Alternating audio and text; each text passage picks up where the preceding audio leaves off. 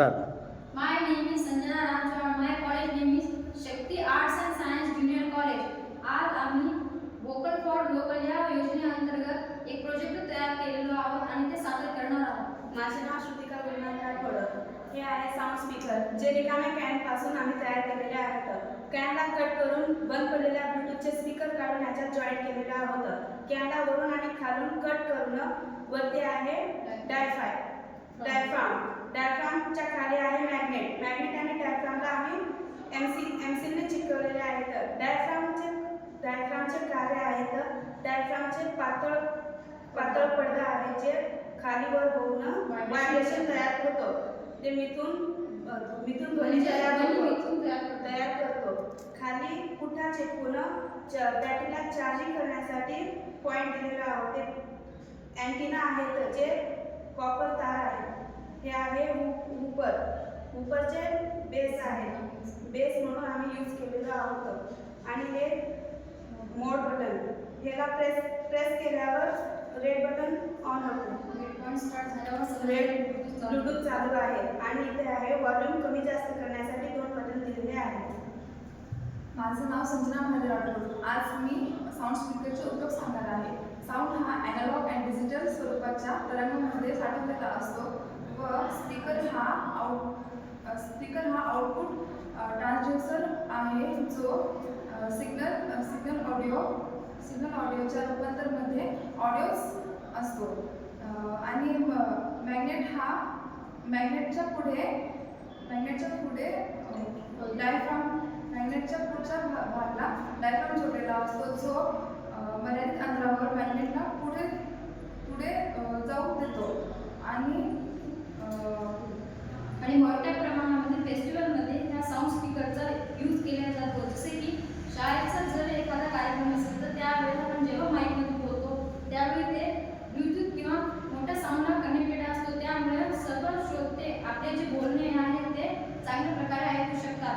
त्यामुळे ह्याचा मोठ्या प्रमाणामध्ये फायदा आहे. त्याचा उपयोग सुद्धा आहे. आणि प्रत्येक फेस्टिवल कार्यक्रम किंवा जे सण असतात किंवा जे गणेशोत्सव असे लग्न समारंभ ज्या असे मोठमोठे किंवा लहान कार्यक्रम असतात त्यामध्ये सोप्या पद्धतीने आपली भाषा मांडण्यासाठी साऊंड स्पीकरचा उपयोग केला जातो.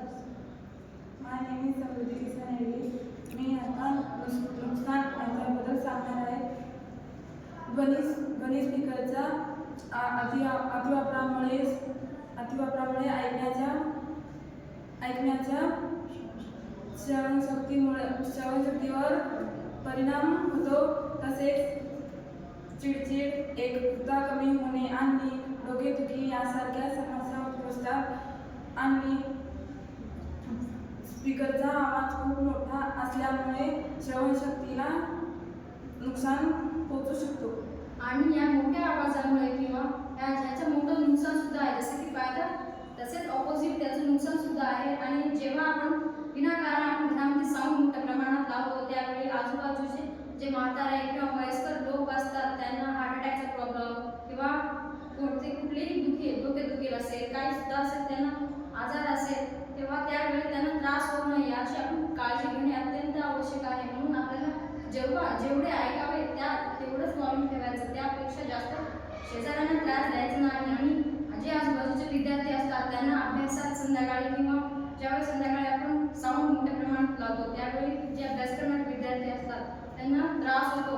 त्यांचा अभ्यास होऊ शकत नाही. त्यांचे लहान बाळ असतात जन्मलेले जर अचानक साऊंड स्टार्ट झाला तर त्यांच्या आवाजामुळे लहान मुलांना धोका होऊ शकतो. आणि ज्यांना हार्ट अटॅकचे प्रॉब्लेम आहेत त्यांना ते खूप मोठ्या हानी पोहोचू शकते. म्हणून आजूबाजूच्या लोकांची काळजी घेणे आपल्याला खूप आवश्यक आहे. माझं नाव तनिष्का वासू पवार. मी ध्वनी प्रदूषणाचे उपाय सांगणार आहे. ध्वनी प्रदूषण कमी करण्यासाठी उपाय म्हणजे वाहनाऐवजी सायकल किंवा इलेक्ट्रिक वाहने वापरणे, लाऊडस्पीकर आणि हॉर्न यांचा वापर मर्यादित करणे, जास्त झाडे लावणे आणि घरात ध्वनिशोषक सामग्री वापरणे, वाहने आणि मशीनची नियमित देखभाल करणे. तशाच प्रकारे जेव्हा ट्रॅफिक असते किंवा कुठेही मोठमोठ्या गाड्या फिरत असतात त्यावेळी जे ध्वनी प्रदूषण होते त्यामुळे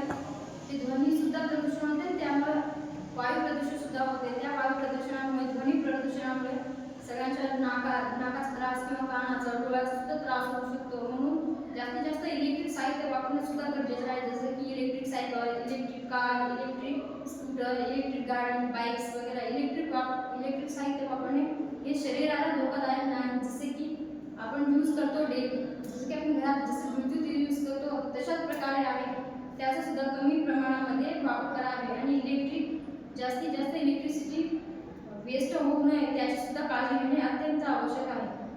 धन्यवाद.